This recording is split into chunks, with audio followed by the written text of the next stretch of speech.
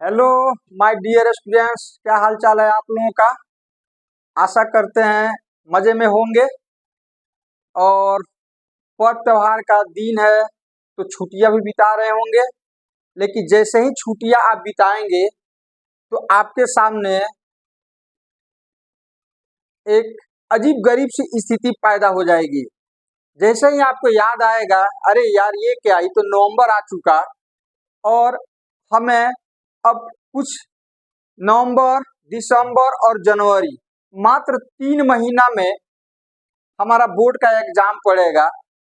तो इस 3 महीना में हमारी तैयारी क्या चीज है, और हमें यदि 95 प्लस लाना हो तो हम किस तरह की तैयारी करें, वो आकलन अब जब चालू कीजिएगा तब आपको लगेगा अरे यार टाइम तो बहुत कम है। अब कम टाइम में हम अपने सिलेबस को कैसे पूरा करें, किस तरह से तैयारी करें कि हमारा मार्क्स जो है बोर्ड में, हमारा मार्क्स जो है, चाहे वो मैट्रिक क्लास के विद्यार्थी हो या इंटर क्लास के विद्यार्थी हो, 95 प्लस कैसे आए। क्योंकि आप जानते हैं कि आजकल जो है मेरे ख्याल से 60, 70, 75 तक मार्क्स लाना कोई बड़ी बात नहीं है। क्योंकि एवरेज विद्यार्थी का मार्क्स जो है ना वो 60 या 60 प्लस आ जाता है। तो क्योंकि पैटर्न इस तरह से कर दिया, ये डबलेट वाला सिस्टम इस तरह से कर दिया है कि इसमें 60% मार्क्स लाना कोई बड़ी चीज नहीं है। इसीलिए 60% प्लस मार्क्स का जो होता है 70 तक का, वो कोई खास जो है वैल्यू उसका नहीं रह पाता है।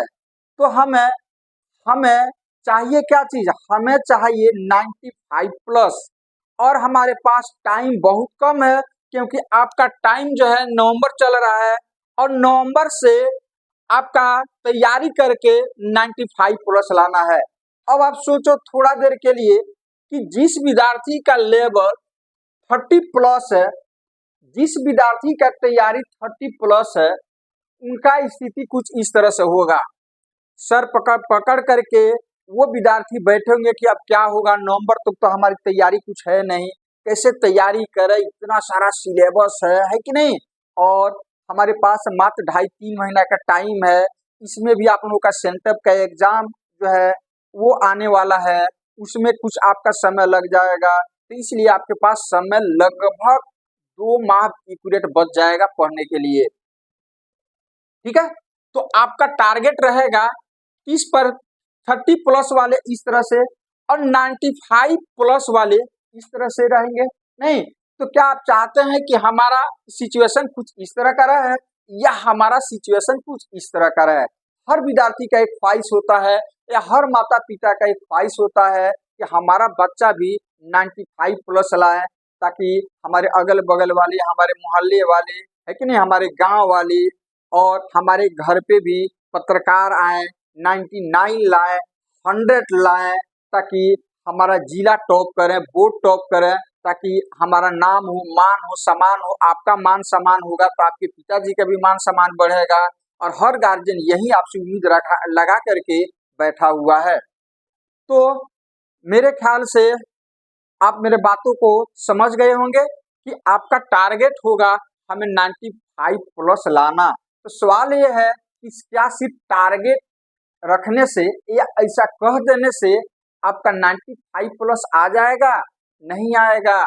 इसके लिए हमें कुछ रूल को फॉलो करना पड़ेगा, कुछ टेक्निक अपनाना पड़ेगा, क्योंकि आपके पास समय बहुत कम है। तो चलिए देखते हैं कि 30 प्लस से हम 95 प्लस कैसे लाएंगे, 95 प्लस कैसे लाएंगे। अब आपके पास टाइम क्या चीज है, आप देख लो, नवंबर, दिसंबर, जनवरी, फरवरी में तो आपका एग्जाम ही पड़ जाता है। वो भी नवंबर में आपका सेंटअप एग्जाम वगैरह पड़ेगा तो उसमें आपका कुछ टाइम लैप्स कर जाएगा। तो आपके पास एक्यूरेट टाइम क्या चीज है, तो आपके पास एक्यूरेट टाइम जो है वो है आपका ये दिसंबर है। आपके पास एक्यूरेट टाइम जो है वो है आपका एक, ये आपका हो गया दिसंबर, जनवरी हो गया, और आपका फरवरी में तो एग्जाम ही पड़ता है। इंटर वाले का एग्जाम जो है, बिहार बोर्ड की मैं बात कर रहा हूँ, लगभग 2 या 3 फरवरी से स्टार्ट हो जाता है और मैट्रिक वाले का लगभग 16-17 से, जैसे पैटर्न 2 साल से देखा जा रहा है, तो वो आपका 16 या 17 फरवरी से स्टार्ट हो जाता है। तो आई थिंक आपके पास मात्र जो है ये लगभग 2.5 माह है। कितना है?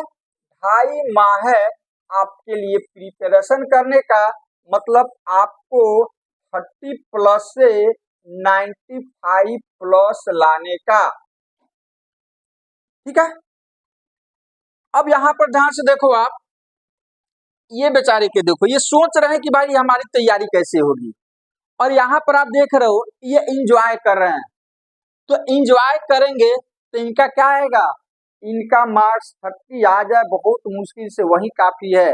और ये बेचारे को लग रहा है कि हमको 95 प्लस लाना है, और इनको लग रहा है कि हमारे पास टाइम 2.5 माह है। तो ये सोच में पड़े होंगे, ये बेचारे सोच रहे हैं कि अब हम क्या करें। तो आप लोगों में से भी बहुत विद्यार्थी वैसे हैं जो सोच रहे हैं कि भाई हमारी तैयारी इतना है, अब हमें 95 प्लस कैसे लाना है, अब हम क्या करें। उनके दिमाग में कई तरह की चीजें चल रहा होगा।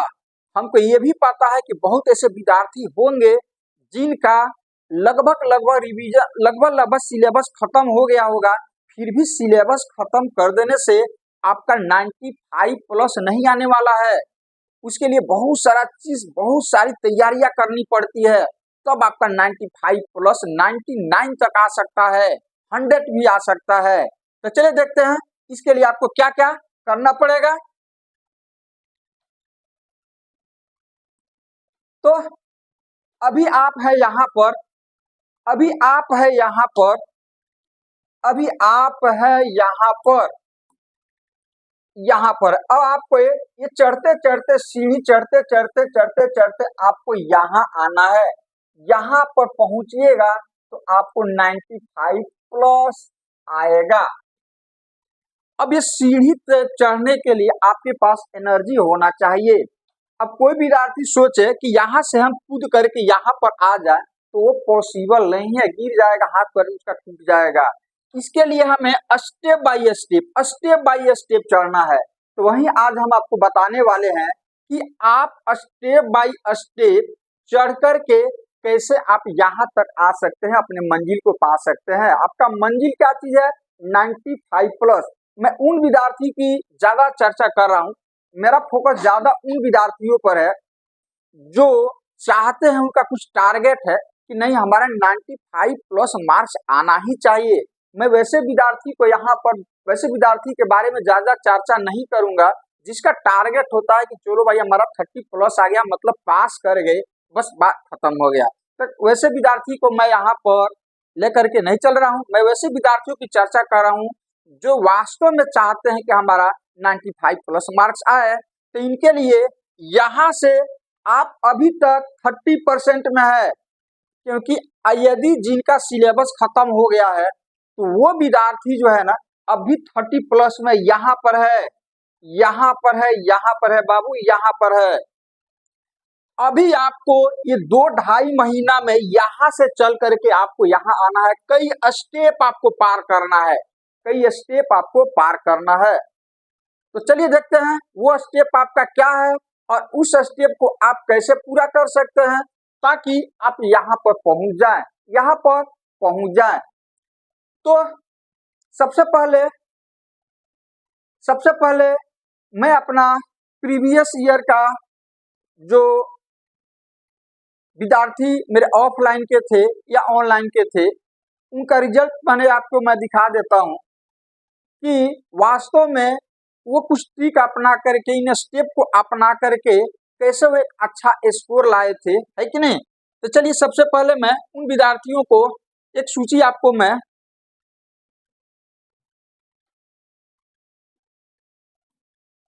यहाँ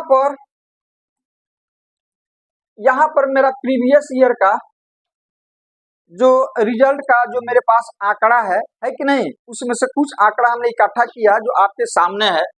आप देख सकते हैं यहाँ पर 500 में से 460 जिनका मैथ में 91, साइंस में 95। फिर यहाँ पर देख सकते हैं आपकी ये वाला जो है आपका यहाँ पर 449, में मैथ में 89 और साइंस में 95, इस तरह से ये मैट्रिक का रिजल्ट हो गया। तो यहाँ पर देख रहे हैं कि विद्यार्थियों ने बहुत अच्छा अच्छा परसेंटेज लाया हुआ है। उसके अलावा यहाँ पर आप देख सकते हैं इंटर का मैं सिर्फ मैथ ही पढ़ाता हूँ, तो मैथ में देख सकते हैं यहाँ पर कि टोटल मार्क्स 449 और मैथ में 97, मैथ में 97%, 97%। फिर यहाँ पर देख सकते हैं कि मैथ में यहाँ पर 99, दो विद्यार्थियों ने 99%, जो एक बेस्ट रिजल्ट कहा जाएगा। फिर यहाँ पर आप देख सकते हैं इनका भी 99 है, 99% है। इस तरह से ये विद्यार्थी भी मैथ में बहुत अच्छा स्कोर किए हुए ये भी विद्यार्थी हैं जिनका आंकड़ा मेरे पास अवेलेबल था, उसको मैंने आपके सामने रखा है। तो आई थिंक 99 आप भी ला सकते हैं। इसके लिए जरूरत है हमें एक सिस्टमेटिक ढंग से आगे बढ़ने का, कुछ नियमों का पालन करने का। तो चलिए उन्हीं नियमों पर आज हम लोग फोकस करने वाले हैं, उन्हीं नियमों पर आज हम लोग फोकस करने वाले हैं।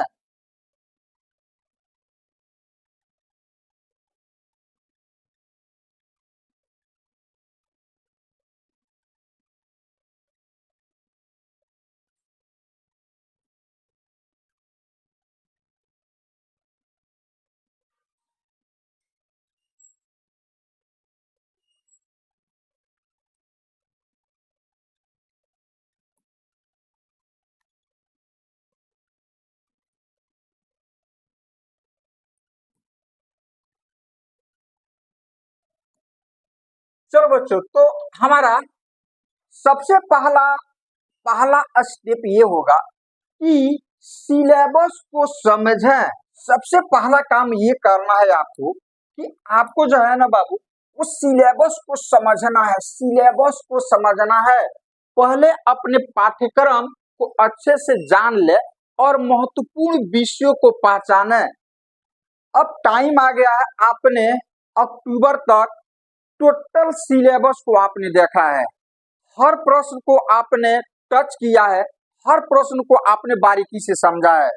लेकिन जब एग्जाम आपका एक दिन मात्र 3 घंटे का, 3.25 घंटे का रहता है, जिसमें आपको मुश्किल से 2.5 घंटा ही टाइम मिलता है, तो 2.5-3 घंटा में आपका लगभग आपका, जैसे मैथ की बात किया जाए तो मैथ में 15 चैप्टर है, साइंस में भी आपका 15 चैप्टर है। तो 15 चैप्टर का एक ही दिन आपके पास यदि प्रश्न आएगा,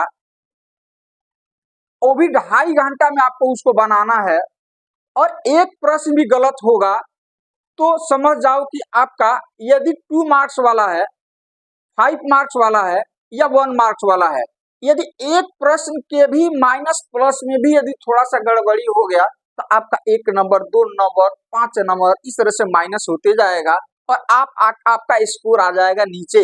मतलब हमारी तैयारी इस तरह से होना चाहिए कि 15 चैप्टर से 2.5 घंटा के अंदर हमें टोटल प्रश्न को तो टच करना ही है, लेकिन वो टच इस तरह से होना चाहिए कि उसमें कहीं भी कोई त्रुटि नहीं हो।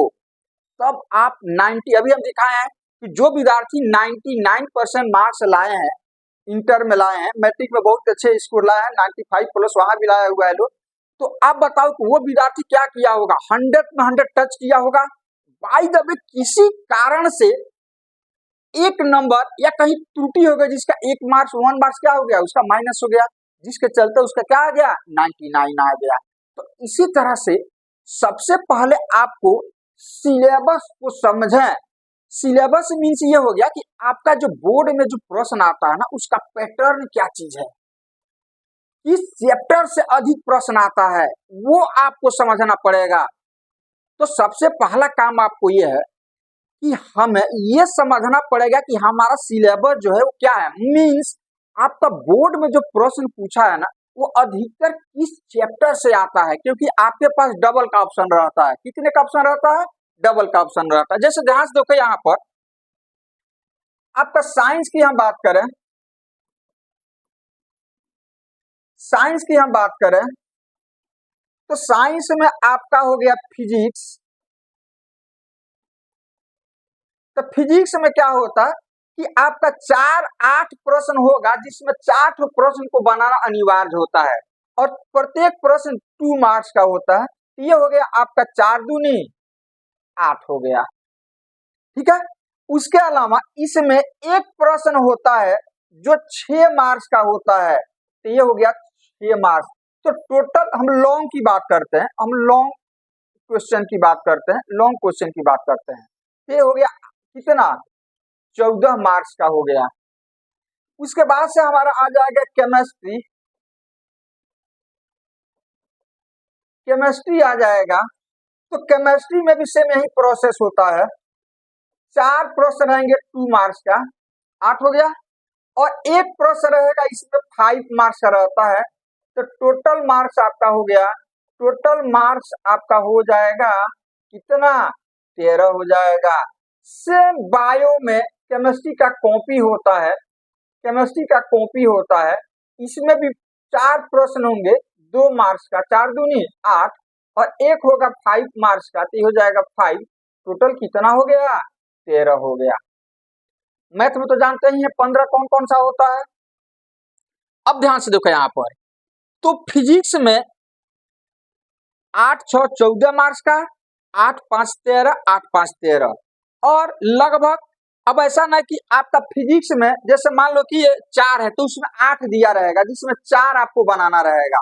अब ऐसा ना कि 8 उसी में से बना दो, तो फिर आपको उसमें 4 ही प्रश्न का मार्क्स आपको मिलेगा। हो सकता है कि आपका मार्क्स काट लें, ठीक है। तो इस तरह से आपका ये हो गया टॉपिक्स वाइज लॉन्ग क्वेश्चन का मार्क्स इस तरह से होता है, और कितना आपको टच करना रहेगा। जैसे 8 प्रश्न रहेगा जिसमें 4 को टच करना रहेगा, 8 नंबर मिलेगा। लॉन्ग क्वेश्चन में 2 रहेगा 6 नंबर का, जिसमें 1 टच करना पड़ेगा। तो सबसे ज्यादा मार्क्स का जो प्रश्न आता है वो फिजिक्स में आता है। अब हमें ये पहचानना यहाँ पर कि फिजिक्स के कौन सा चैप्टर है जिससे ज्यादा प्रश्न पूछा जाता है, ये तो पता होना चाहिए ना आपको।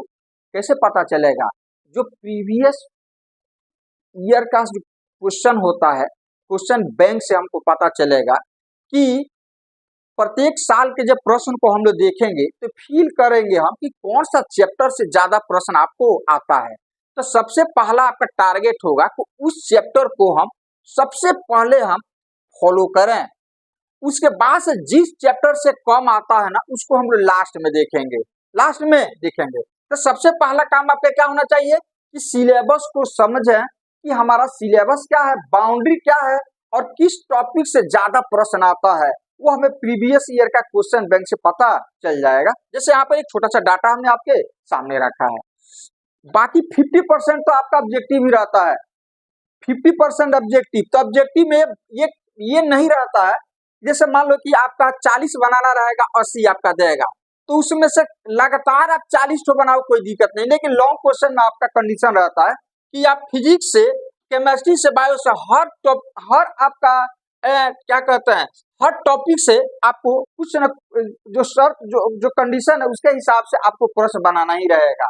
इसमें आप ऐसा ना कि 8 इसमें बना दिए इसमें छोड़ दिया, ऐसा नहीं करना है आपको। प्रत्येक टॉपिक से 4 हिस्से 4 हिस्से 4 हिस्से आपको बनाना ही है। 4 में आप भले ही 2 बनाए 3 बनाए, वो अलग चीज है। अब बाकी एक एक नंबर लॉन्ग क्वेश्चन में मतलब 5 मार्क्स का है, उसमें से एक बनाना है आपको। चलिए नेक्स्ट हमारा हो जाएगा। अब इसके लिए फर्स्ट हो गया कि सिलेबस को हम पहचानेंगे। सेकंड हमारा ये हो जाएगा कि आपको स्टडी करने के लिए एक समय सारणी बनाना पड़ेगा। ये मेन चीज है कि आपको स्टडी करने के लिए एक टाइम टेबल बनाना पड़ेगा, एक टाइम टेबल बनाना पड़ेगा, एक टाइम टेबल आपको बनाना पड़ेगा। क्यों बनाना पड़ेगा? इसलिए कि आपके पास 2 महीना टाइम है, 2.5 महीना, और 2-2.5 महीना में आप चाह रहे हो कि पूरा चीज हम पढ़ करके और बोर्ड का एग्जाम दे दें, तो नहीं होगा क्लियर। तो आपको टाइम टेबल बनाना पड़ेगा, क्योंकि आप जानते हैं कि कोई चीज हम देखते हैं, कोई चीज हम याद करते हैं, तो वो 24 घंटा तक आपके माइंड में बना रहता, फिर धीरे धीरे वो निकलते जाता है। तो टाइम टेबल इस तरह से हमको बनाना है कि जो चीज हम अभी याद किए हैं उसको विदिन 24 आवर 24 घंटा के अंदर उसको रिवीजन भी कर लेना है। इस हिसाब से हमको टाइम टेबल बनाना है। फिर अगले 72 घंटे के अंदर फिर इस चीज को हमको रिपीट कर लेना है। इस तरह से आपको टाइम टेबल बनाना है और किस चैप्टर पर ज्यादा फोकस करना है, कौन सा हमारा जो कमजोर है, इसको ख्याल में रखते हुए हमें एक टाइम टेबल बनाना है। जैसे मैंने एक टाइम टेबल का शेड्यूल यहाँ पर दिया है। हालांकि हमारा नेक्स्ट वीडियो हम बनाएंगे कि आपका टाइम टेबल किस तरह से होना चाहिए, वो हम आपको नेक्स्ट वीडियो में हम टाइम टेबल आपके सामने रखेंगे। तब तक आपका सेंटअप का एग्जाम भी खत्म हो जाएगा और आप फ्री हो जाओगे, क्योंकि टाइम टेबल का फॉलो आप तभी कर पाओगे जब आपके पास समय रहेगा। तो आप एग्जाम देने जाओगे तो शायद उस टाइम टेबल को फॉलो नहीं कर पाओगे। इसलिए इस वीडियो के बाद जो है हम आपका टाइम टेबल कैसे क्या करना है, कौन सा डे में कौन सा टाइम में आपको कौन सा सब्जेक्ट पढ़ना है, फिर उसको 24 घंटा के अंदर किस तरह से रूटीन बनाए कि वो आपको फॉलो हो जाए, है कि नहीं। ये सारी चीजें हम आपको समय सारणी बना करके एक परफेक्ट देंगे। एक हो गया, फिर भी एक हो गया अपना, जैसे मान लो कि आपको ब्रेक मॉर्निंग में हो गया तो मॉर्निंग में हमको ब्रेकफास्ट कर लेना है। उसके बाद से एक कंसेप्ट दे रहे हैं कि कैसे चाहो तो आप भी अपने बना सकते हो अपने समय के हिसाब से। फिर हमें उसमें मान लो कोई कैंपस, जैसे मान लो कि आपको कॉलेज वगैरह कहीं जाना है तो आप जा करके निपटा कर आ जाओ। लेकिन आपको ध्यान रखना है कि जैसे मान लो कि हमको मैथ का नोट्स है वो बनाना है, फिजिक्स का होमवर्क करना है, फिर फिजिक्स रिवीजन करना है, फिर मैथ इंग्लिश, अच्छा ये हो गया आपका। फिर नून में लंच कर लेना, लंच के बाद से फिर हमको क्या क्या करना है, फिर नाइट में हो गया। इस तरह का रूटीन आपको क्या करना है, आपको बनाना है। तो हमारा दूसरा है कि यदि आप 95% लाना चाहते हैं तो आपके पास एक टाइम टेबल होना चाहिए, क्योंकि आपके पास समय बिल्कुल क्या चीज है, कम है, बिल्कुल कम है। और अध्ययन योजना वही जो आप बता रहे हैं, आपको एक शेड्यूल बनाना है, स्टडी शेड्यूल बनाना है कि कैसे क्या करना है पर डे के हिसाब से। और नेक्स्ट हमारा होगा नोट्स बनाए, मुख्य बिंदुओं और महत्वपूर्ण टॉपिक्स के संक्षिप्त नोट्स बनाए। अभी तक आप डिटेल्स में पढ़ रहे थे, लेकिन अब हमारा डिटेल्स में काम नहीं चलेगा। अब आपको मेन जो टॉपिक्स है, मेन में जैसे मान लो कोई चैप्टर आप पढ़ रहे हो, उसमें ऐसा लगता है कि यही हमारा मेन टॉपिक्स है, मेन चीज है, तो उसको आप नोटिस करो, उसको आप नोट करो नोटबुक पर। मेन पॉइंट को आपको नोट करना है, मेन पॉइंट को आपको नोट करना है। जैसे मान लो कि ये काम आपको खुद से करना है, ये काम आपको खुद से करना है, क्योंकि आपके पास अब उतना टाइम नहीं है कि आप एक एक चीज स्टडी करोगे। तो जो मेन पॉइंट्स है ना, उसको आपको क्या करना है, फोकस करना है और अपने नोटबुक में उसको नोट कर लेना। जैसे मान लो कि हम मैथ की बात करते हैं,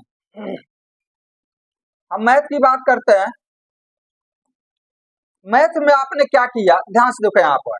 जैसे मान लो कि हम चैप्टर 3 की बात करते हैं, चैप्टर 3 एनसीईआरटी चैप्टर 3 की बात करते हैं, तो चैप्टर 3 में कुछ प्रश्न वैसे होंगे जो आपको परेशान करते होंगे, ठीक है। तो चैप्टर 3 में जब परेशान करते हैं, जो प्रश्न आपको परेशान कर रहा है, तो उस प्रश्न को आप एक कार्डबोर्ड बनाओ,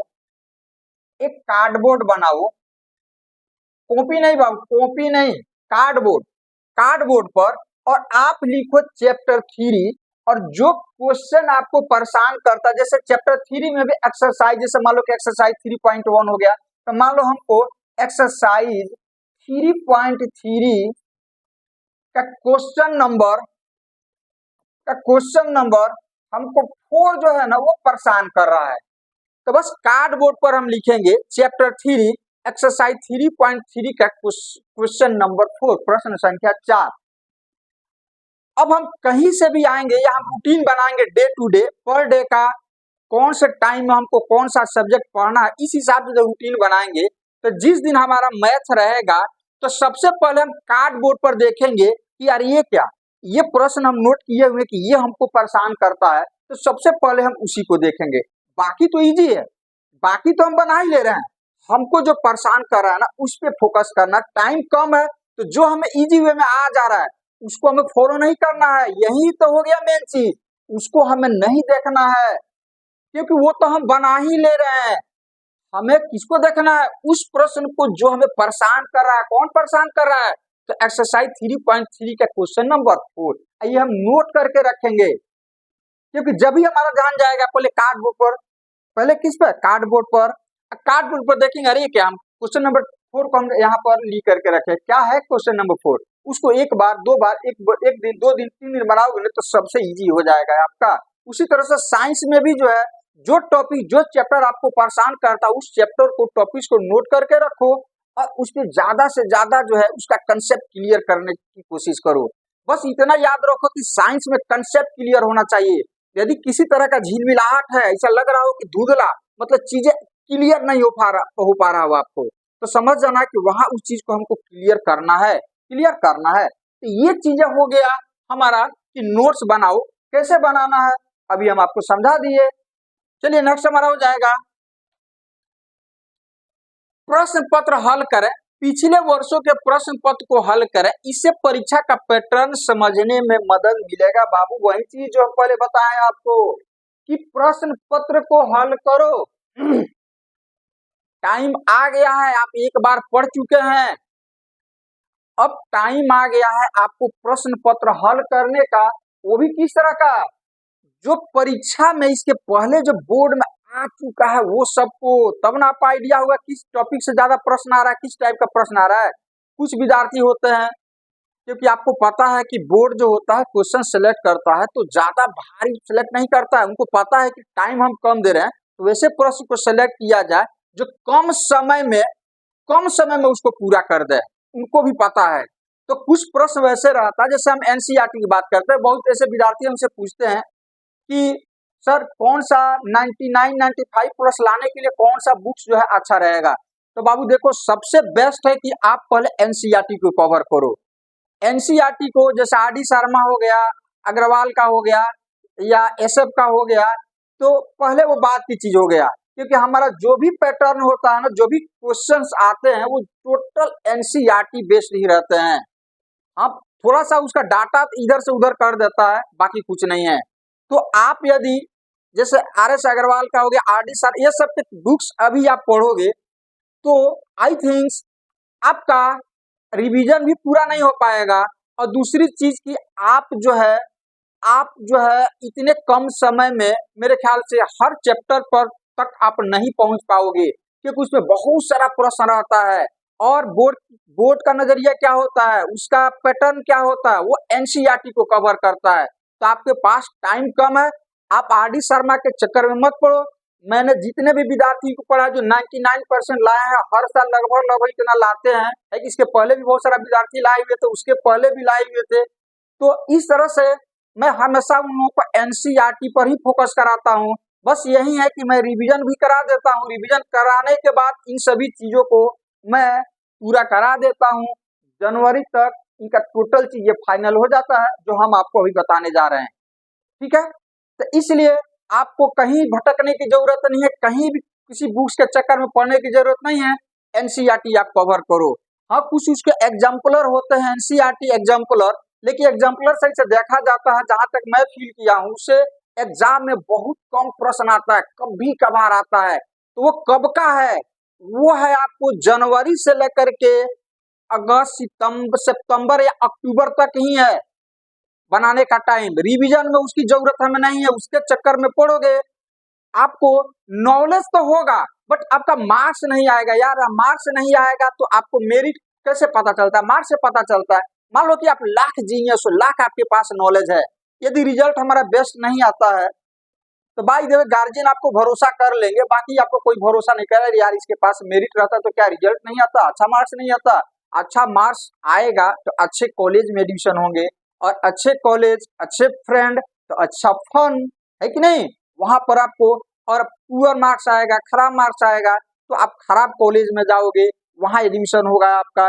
एडमिशन होगा तो वहां पर जितने भी पुअर मार्क्स वाले हैं सब वहां पर पहुंचेंगे।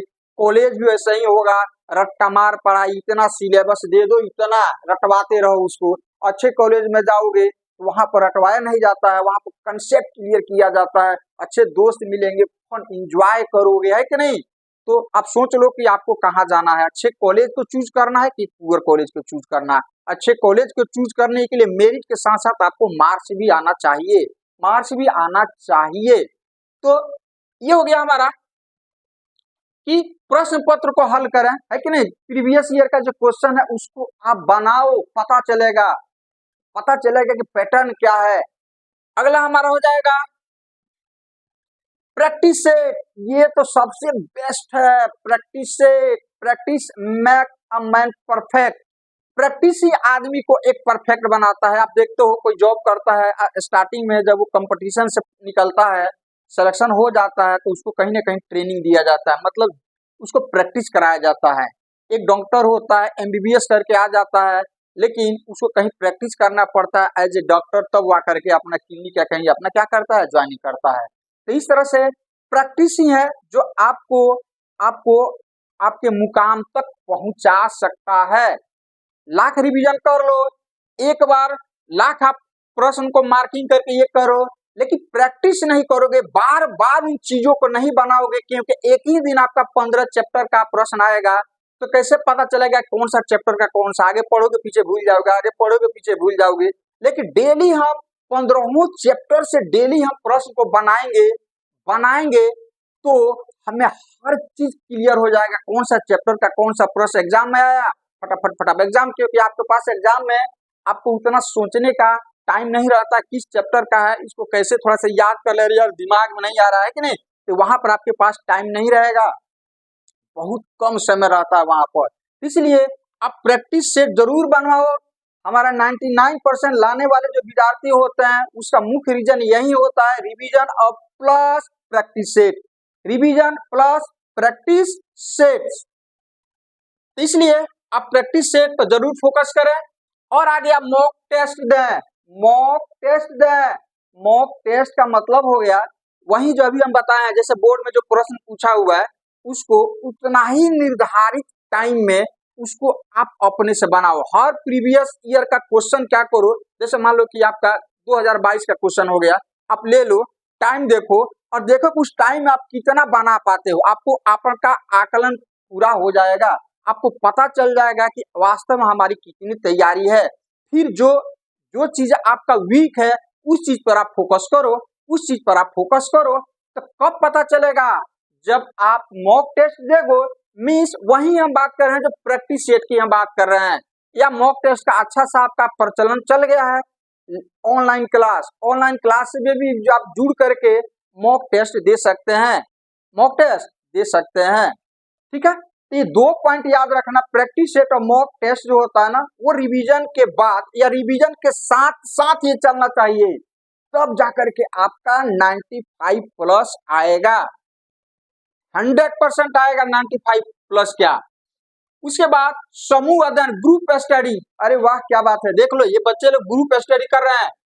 दोस्तों के साथ मिलकर के आप एक ग्रुप बनाओ, जो आपका फ्रेंड सर्किल है, एक ग्रुप बनाओ और ग्रुप डिस्कशन करो। जैसे मान लो आप स्टडी कर रहे हो तो आप एक टाइम बना लो, इस टाइम में घर बैठे, कहीं जाने की जरूरत नहीं है, घर बैठे जो है जिसको जो प्रॉब्लम है वो चैटिंग करो, है कि नहीं, वो चैटिंग करो और वो ग्रुप में डाल दो। यदि जिसको नहीं आ रहा है तो ग्रुप में डाल दे, बाकी विद्यार्थी उसको सॉल्व करके क्या करेंगे, भेज देंगे। या वीडियो कॉलिंग के द्वारा भी ग्रुप चैटिंग आप कर सकते हो। तो ये हो गया कि आप एक ग्रुप बनाओ, ग्रुप से बहुत सारा चीज होता है कंप्लीट हो जाता है कि नहीं, सारी कंफ्यूजन दूर हो जाता है। आपको जो पता नहीं रहेगा आपको फ्रेंड को पता रहेगा, उसको जो नहीं रहेगा उसके दूसरे फ्रेंड को पता रहेगा। इस तरह से आप ग्रुप बना करके चीजों को अच्छा से फील कर सकते हो, चीजों को अच्छा से समझ सकते हो। ये काम तो जरूर करना ये काम। चलिए नेक्स्ट हमारा हो गया स्वास्थ्य का ध्यान रखें। बिल्कुल ये भी जरूरी है कि एक स्वस्थ शरीर में ही स्वस्थ आत्मा की निवास होती है, ठीक है। तो आपको स्वस्थ रहना पड़ेगा, स्वस्थ रहने के लिए स्वस्थ आपका भोजन होना चाहिए, एक भोजन का एक टाइम टेबल होना चाहिए, सोने का एक टाइम टेबल होना चाहिए। तो ये भी एक टाइम टेबल के अंदर आपका आना चाहिए कि हमको इस टाइम पे नाश्ता कर लेना है, खाना खा लेना है, इस टाइम पे हमको सो जाना है, ये आपको करना ही पड़ेगा। तो इसलिए ताकि आप स्वस्थ रहें, और स्वस्थ रहेंगे तो ही ना पढ़ पाएंगे अच्छा से, चीजों को आप फील कर पाएंगे। पता चलेगा कि इतना ना मेहनत कर दिए और खाना जो है कम खा रहे हैं, स्वास्थ्य पर ध्यान नहीं दे रहे हैं, पता चला 10 दिन के बाद बीमार पड़ गए, तो 10 दिन इलाजे में आपका रह जाएगा। और पढ़ाई का मतलब होता है रेगुलरिटी, तो रेगुलरिटी आपका ब्रेक कर जाएगा, टूट जाएगा, तो फिर आपको उसको मेकअप करने में बहुत ज्यादा समय लगेगा, तब तक आपका एग्जाम आपके नजदीक आ चुका रहेगा, आप कुछ नहीं कर पाओगे, आपके सामने आपका सपना चकनाचूर होता हुआ दिख रहा होगा, आप कुछ नहीं कर पाओगे बिल्कुल। इसलिए आप स्वास्थ्य का ध्यान रखें, स्वास्थ्य का ध्यान रखें, बेस्ट रिजल्ट प्राप्त करें। बस मेरा यही आपसे उम्मीद है कि बेस्ट रिजल्ट प्राप्त करें, आप भी खुश, आपके माता पिता भी खुश, और हम भी खुश। तो खूब पढ़ें, खूब बढ़ें, खूब पढ़ें, खूब बढ़ें। तो ये हो गया, इतना आप टिप्स अपना करके आप 95 प्लस ला सकते हो, ये मेरा गारंटी है, ये मेरा गारंटी है। तो क्या क्या चीज फिर से मैं एक बार रिपीट कर दे रहा हूँ, एक बार रिपीट कर दे रहा हूँ, फिर से एक बार रिपीट कर दे रहा हूँ।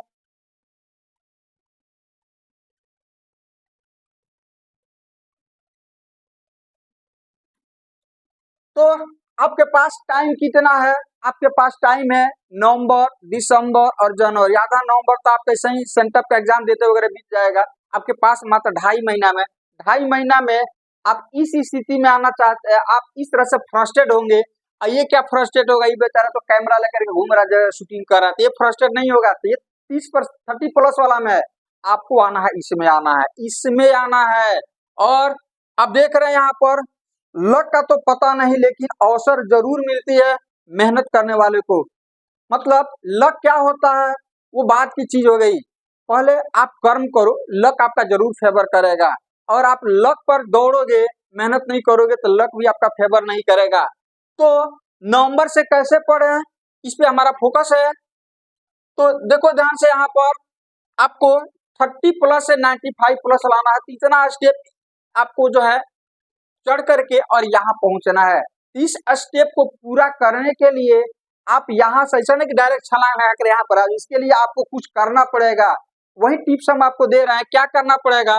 तो सबसे पहला काम आपका जो होगा वो सिलेबस को समझे कि आपका सिलेबस क्या है, किससे ज्यादा मार्क्स आता है, किस टॉपिक्स पर, कौन सा टॉपिक्स हमारा जो है वो कमजोर है, उसमें हम ज्यादा फोकस करें। 3 चीजों पर आपको फोकस करना पड़ेगा। नेक्स्ट हो जाएगा हमारा समय सारणी बनाए, एक टाइम टेबल बनाए। वो टाइम टेबल क्या होना चाहिए, हम आपको टाइम टेबल बना करके देंगे, आप कमेंट में जरूर लिखिएगा। हम इस तरह का एक टाइम टेबल होना चाहिए आपके पास, ताकि आप सही से कवर कर पाओ। नोट्स बनाए, है कि नहीं, नोट्स बनाए।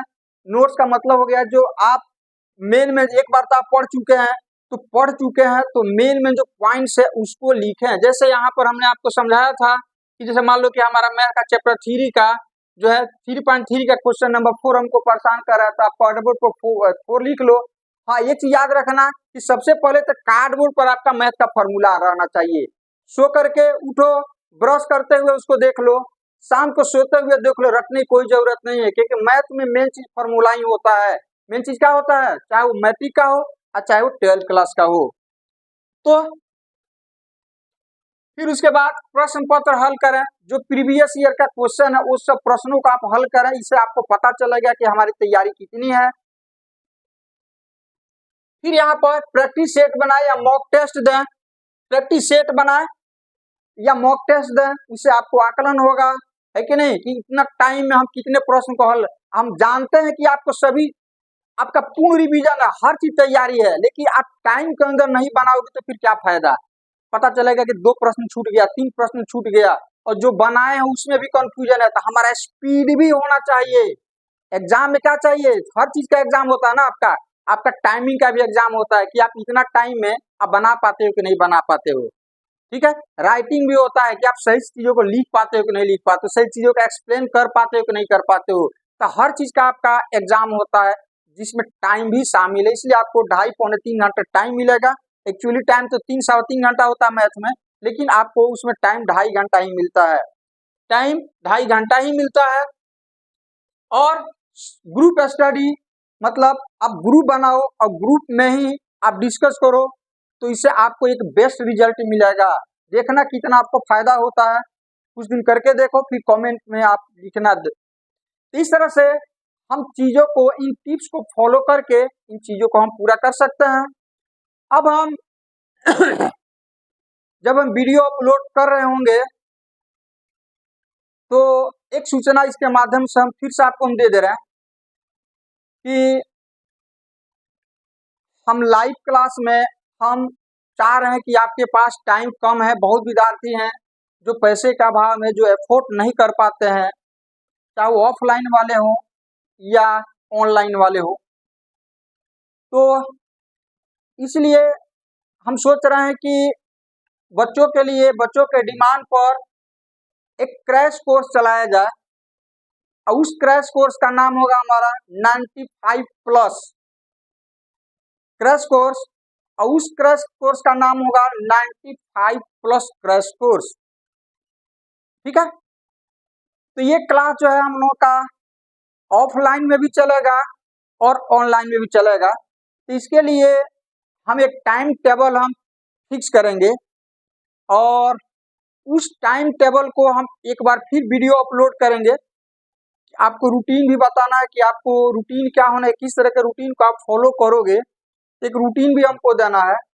और उस रूटीन के टाइम में ही हम अपना क्रैश कोर्स का जो है वो टाइम टेबल क्या होगा, कौन सा डे में हम साइंस पढ़ेंगे, कौन सा डे में हम मैथ पढ़ेंगे। और चूंकि क्रैश कोर्स है, इसको 2 महीना में हमको कंप्लीट करना है, तो इसके लिए ये तो स्वाभाविक है कि कोई भी चैप्टर हम लेकर के चलेंगे तो उसको थोड़ा सा जो लेक्चर होगा कंसेप्ट का, वो थोड़ा सा हमारा फास्ट होगा। और जो भी हमारा मैथ की हम बात करते हैं यदि, तो मैथ में जो भी हमारा होगा वो हम कुछ खास प्रश्न को लेकर के आगे बढ़ेंगे, ताकि एक प्रश्न हम बताएं तो उससे रिलेटेड आप बहुत सारा प्रश्न को सॉल्व कर लो। और हमारा टारगेट रहेगा, पैटर्न रहेगा वही जो आपको बोर्ड से पूछा जाता है, क्योंकि हमें 2 महीना में आपको फिर से एक बार सिलेबस को पूरा कर लेना है। तो आप कमेंट में जरूर लिखिएगा कि क्या क्रैश कोर्स चलाया जाए या नहीं चलाया जाए। ठीक है, कमेंट बॉक्स में हमको इंतजार रहेगा।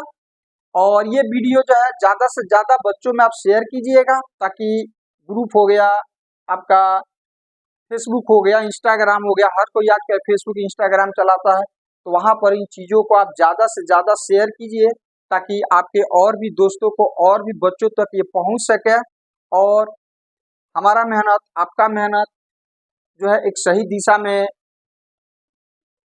जाए, और मेहनत करें तो उसका हमको फल भी मिलना चाहिए। फल का मतलब कि हम पैसे की बात नहीं कर रहे हैं, मतलब इससे विद्यार्थियों को फायदा होना चाहिए, और विद्यार्थियों को फायदा तब होगा जब उन तक पहुंचेगा।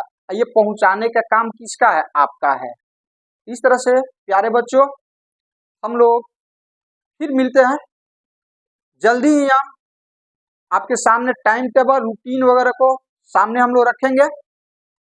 ठीक है, तो चलिए हम लोग फिर मिलते हैं। याद रखिएगा। और मेरा व्हाट्सएप नंबर है, चाहे ऑफलाइन वाले हो या ऑनलाइन वाले हो, मेरा जो नंबर है वो नंबर आप लोग याद रखिएगा। जो मेरा न्यू नंबर है उसी पर जो भी हमारा इंफॉर्मेशन जाएगा, और जो भी हम पढ़ाएंगे तो उसका PDF, नोट्स या प्रैक्टिस सेट का नोट्स जो होगा सब उसी ग्रुप में PDF के फॉर्म में जाएगा, और वहां से आप चाहें तो अपलोड कर सकते हैं। इसीलिए जो मेरा न्यू नंबर है उसको आप लोग जरूर नोट करके रखिएगा। ये मेरा न्यू नंबर है 94,306 और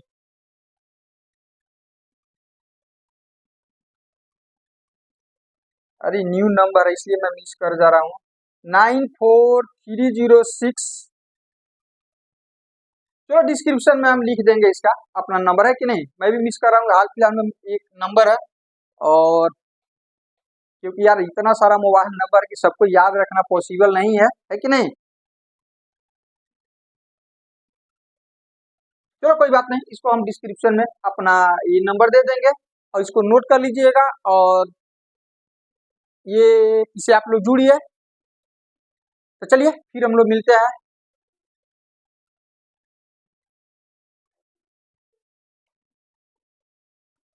507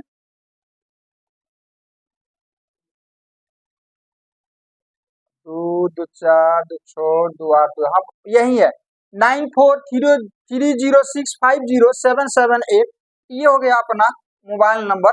इस नंबर को आप लोग नोट कर लीजिएगा।